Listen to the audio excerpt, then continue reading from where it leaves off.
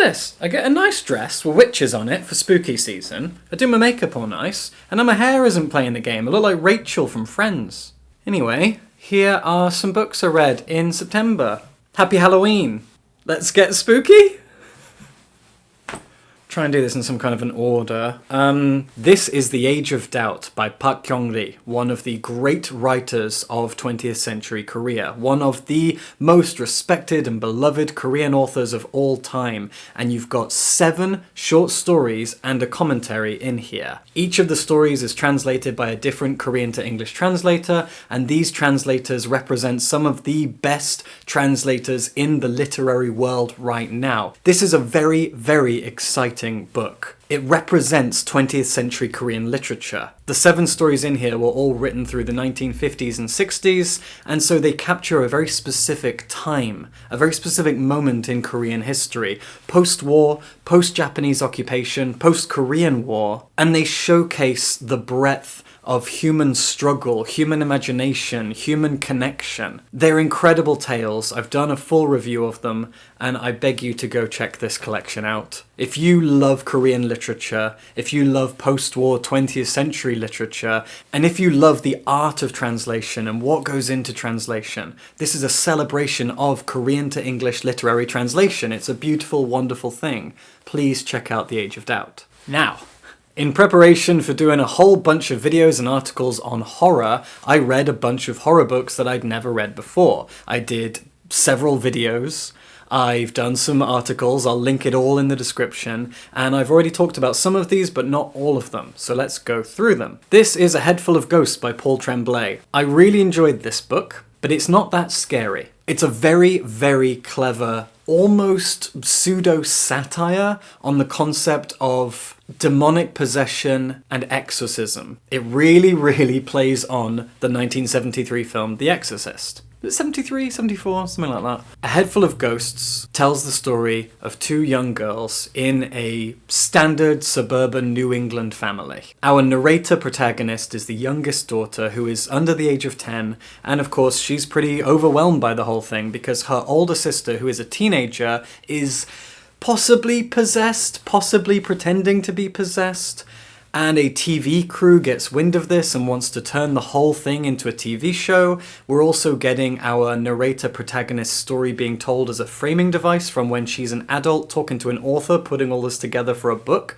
So you've got a unique framing device, a TV show as part of the narrative, and the narrative itself trying to figure out if any possession is actually going on at all, while criticizing and satirizing the concept of exorcism from multiple different angles, because there's a lot to satirize, there's a lot to deconstruct when it comes to things like demonic possession, what they represent in terms of our fear of the other. There's a lot going on here, and it's creepy in places, but it's not particularly scary. I do think it's a wonderful little horror novel though, and I think it'll probably scare other people more than others. I wasn't chilled by it, but I certainly loved and respected what it was doing. So I would call it one of the great horror novels of recent years for that reason. Pretty much everything I just said about A Head Full of Ghosts I could also say about My Heart is a Chainsaw. What A Head Full of Ghosts did for things like demonic possession and exorcism, this has done for the slasher film and the concept of the slasher itself. Stephen Graham Jones is a Native American writer, and our protagonist is also a young Native American girl. She is obsessed with slasher films, really, really obsessed. And she's about to graduate from high school, but she has a really rough family life, a really rough school life. She's pretty lonely, she's this outcast emo kid. And at the beginning of the novel, she actually tries to commit suicide. She's edgy and angsty and frustrated, and she has every right to be.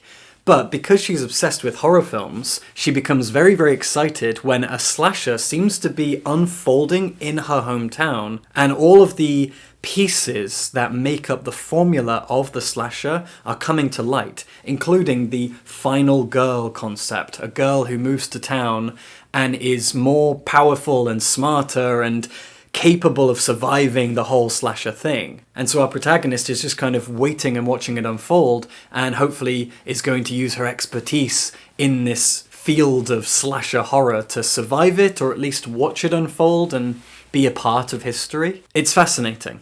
It's a wonderful deconstruction of the slasher while also paying homage to it. It is a love letter to slasher horror, but it also deconstructs it, and our protagonist is constantly throwing references to slasher horror as we read. But this is also a Native American narrative, and there is going to be a lot in here that non-Americans, like myself, non-Native Americans especially, are not going to pick up on. There's going to be a lot that we might not quite understand, because this is in many ways a political satire and a poking at the relationship between Native Americans and white Christian American conservatism. Something that I don't know much about. I'm not going to pretend to. So there are definitely things in here that I missed, things that I couldn't appreciate because of my particular cultural background. But what I do love and appreciate, what I can see in this novel, what I can understand, I absolutely love. And of course, reading Native American fiction is only going to help us, right? All of that aside, it's a really fantastic horror story, and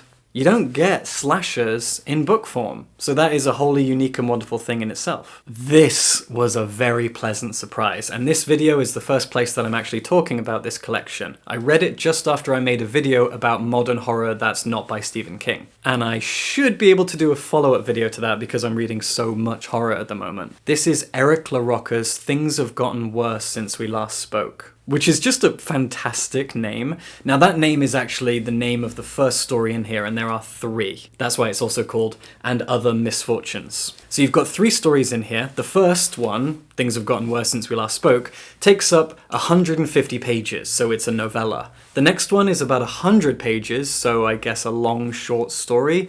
And then the third one is only about 20 pages, so a standard short story. All 3 of these are great, but I definitely loved the first one the most. The first story in here, Things Have Gotten Worse Since We Last Spoke, is written in an epistolary style, in a series of emails and instant messenger messages between 2 lesbians. The first begins the tale by trying to sell an antique that was passed down through her family. She reveals that she's trying to sell it because she can't make rent at the moment, and so she wants to sell this apple peeler thing. Another woman comes along and says, "I'll buy that from you," and the 2 start talking. The woman who wants to buy it then kind of feels bad and says, "I'm not going to buy this off of you, it obviously means a lot, so let me just give you enough money to pay your rent." And then she's very grateful, so they swap instant messenger usernames and start chatting, and their relationship gets darker and stranger and more claustrophobic from there. All the while, they don't actually meet in person, and everything is told through email exchange and instant messenger messages. It's creepy, it's cold, it's dark, it's bleak, and it's got a lot of really chilling, nauseating body horror. I genuinely felt quite sick after reading it, so bear that in mind. It's a really, really effective horror story. The second story in here begins with a family where the parents are about to get divorced. They're kind of finalizing their divorce papers, and they have a 17-year-old son. On the news, we hear that scientists have somehow proven that there is no afterlife, that death is the end. That's it. It doesn't go into the hows and whys, but apparently it's been proven. And this son is currently building a crucifix in his bedroom and crucifies himself. He leaves behind a note that just says, "I hope you two will stay together after this." And so they do. They honor his wishes and they stay together. And then the story really kicks off, and it takes place in a hotel on a rock out on the Atlantic Ocean somewhere. It's kind of a twist on The Shining. This couple are looking after this hotel over the course of the winter, just like Jack Torrance and his family do in The Shining. But a lot happens while they're there, and I won't spoil it, I've already told you enough. And then the third story in here is just a tiny little short story about a young gay man who has a neighbor who's from Europe. And he mentions openly that his husband is a bit racist. Our protagonist finds a strange piece of bone with his neighbor's initials carved into them in his garden. And he goes around and says, like, "Is this your bone?"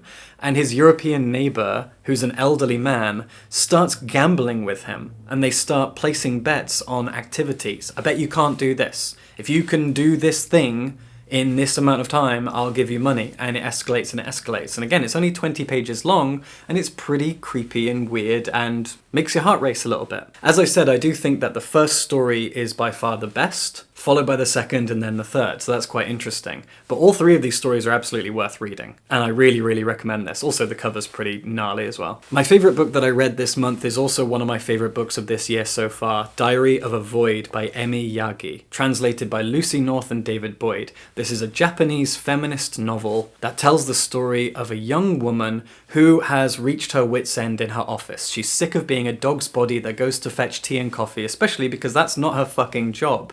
And so one day she lies and says, "Can't do that anymore, I'm pregnant and the smell makes me feel sick." But she's not pregnant. And so we follow her diary as she continues on with this lie about getting pregnant and having to continue this lie in creative ways. But what's interesting is we see the way that her colleagues, her friends, society, and even she herself start treating her differently based on the fact that everyone thinks she's pregnant. Suddenly her life gets better. Suddenly she's treated more kindly and with respect. I've already done a full video review, so please check that out. I love this book so much. It is my favorite Japanese novel of 2022. I just finished this, Notes of a Crocodile by Cho Miao Jin. It was translated from the Mandarin by Bonnie Huiye, and it is one of the great works of Taiwanese literature.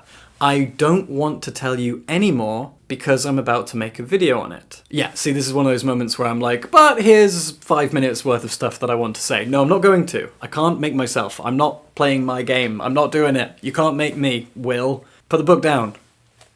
Okay, I put the book down. I also read a manga and a manhwa that I'm going to talk about briefly. By the time this video goes up, the video on the manhwa will also be up, and I bet it didn't do very well because my manga and manhwa videos never do. Oh well. The manhwa that I read was called Hellbound, and if you watch my video on it, you're going to learn that this manhwa was written by the director of the great Korean film Train to Busan. If you haven't seen Train to Busan and you like horror, you like zombies, and you like action, you need to watch Train to Busan. But he teamed up with an artist to create this fantastic manhwa called Hellbound, and you can buy it in bookshops or you can go read it for free on Webtoon. Hellbound is a brilliant concept. People all around the world are being given a note, a message that says, "You're going to go to hell. You have this much time left. Off your pop." And the time that they have left might be a few hours or it could be up to 20 years. But eventually, when that time limit reaches 0, they are dragged to hell by these ghostly apparitions that appear and kill them. They don't just get dragged down to hell, they get torn apart first. They are killed and mutilated, then taken away. And a cult believes that there is a reason for this, which is those people are all sinners and God is punishing them and God is punishing all of us, and we need to just be better, and then this will stop happening. It's punishment, divine retribution. It's a really cool and freaky concept, and I do know that it's also a Netflix adaptation that the writer himself, the director of Train to Busan, has also been directing, but I haven't seen the Netflix series yet. I really need to watch it soon, but Hellbound is a great manhwa. And the manga that I've read is Call of the Night by Kotoyama. I've read the first volume, which is, I think, 7 or 8 chapters. And I really enjoyed it. The reason I started reading it was because the anime just came out and I'm not in an anime mood at the moment, so I thought I'm going to read the manga. And also because it's about vampires and I want to read some vampire stuff in preparation for Halloween. Call of the Night is really fun. It's kind of a twist on Twilight. It is a pseudo, maybe, possibly, will they, won't they love affair between a vampire girl and a boy who's really depressed and struggling with his life at the moment. He's spending all of his time out at night because he's suffering with insomnia, and he meets a vampire girl. And she finds out that he's super duper tasty, and so he occasionally lets her just drink a little bit of his blood, and he wants her to turn him into a vampire because he's just sick of life, sick of the world, sick of society. But the only way in this world for someone to be turned into a vampire is if they fall in love with the vampire. And so he needs to fall in love with her and for her to then turn him. And that's all I'll tell you. Call of the Night is funny, it's witty, it's charming, it's beautifully drawn, it's campy and fun and not scary, doesn't seem as toxic as Twilight yet, but definitely not a healthy relationship either. It's a lot of fun. Now, at the time of recording, it's really far from the end of the month, but I'm making this video now because the 2 books that I have left to read that I've just started are definitely going to take me the next week to read. One is this big bastard, Empire of the Vampire by J. Kristoff. It is 700 and something pages and it's going to take me a week to read. I meant to read this last year. I bought this in Bath last Halloween and I was going to read it and then I didn't. Now I've heard J. Kristoff can be a bit of a bellend. I've seen interviews where he's said some kind of silly stuff. He just seems a bit immature. And so I'm not sure how I'm going to get along with this, but it's a vampire book. A lot of people seem to really, really enjoy it. It's also a big epic fantasy. It's got the best cover I've ever seen, especially as a metalhead. So I'm going to give it a go. And the other thing that I'm currently reading is a nonfiction. I never read 2 books at once unless one is fiction and one is nonfiction. And this nonfiction is an essay collection called It Came From the Closet. I'm probably going to do a dedicated review of it when I've finished with it. It's published by Feminist Press in the US, and I managed to get a review copy, thank you to them. It's an essay collection from a bunch of different queer writers on the relationship between queerness and horror cinema. Each essay is focused primarily on a single horror film, and it's kind of about queer messages and interpretations of horror. I find this fascinating as a queer person who is obsessed with horror. There is a distinctly interesting and strange relationship between horror and queerness, especially for my money, transness. There is something innately magnetic about this relationship, and so when I found out about this essay collection, It Came From the Closet, I had to check it out. I was so excited. So far, I've read 3 essays and they have not disappointed. One was about The Exorcist, one was about Hereditary, the film that has scared me the most ever, and one was about Jennifer's Body, which is a very underrated, fantastic cult film starring Megan Fox. Please check out Jennifer's Body if you've never seen it. Horror and queerness have a fascinating relationship, and I'm so glad this book exists. Look out for my full review, and I hope you enjoyed all of this. I don't think it was very good. Subscribe for books.